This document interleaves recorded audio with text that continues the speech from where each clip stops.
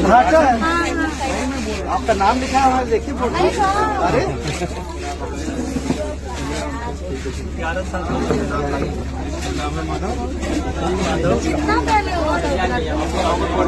तो स्क्रीन पे आपने वीडियो देखा और अभी भी जो वीडियो देख रहे हैं कि अमरपाली दुबे और दिनेश लाल यादव निरहुआ का, यानी कि उन लोगों का दोनों का फिर से एक नई फिल्म का शूटिंग हो रहा है। साथ में है मनोज सिंह टाइगर, जो कि बतासा चाचा के नाम से भोजपुरी में जाने जाते हैं, ज्यादातर फेमस है। और आपको बतला दूं कि एक नई बड़ी फिल्म का शूट कर रहे हैं। जी हाँ, और जो बहुत लोग बोल रहे थे, ये अफवाह फैला रहे थे कि अमरपाली दुबे दिनेश लाल यादव में कुछ हो गया, ऐसा बिल्कुल भी नहीं है। आपने फिलहाल में देखा होगा कि अपनी पत्नी को लेकर दिनेश लाल यादव निरहुआ बहुत ज्यादा ट्रोल हुए थे। जी हाँ, सोशल मीडिया पे पहली बार उनका वीडियो पूजा पाठ करते हुए देखा गया था।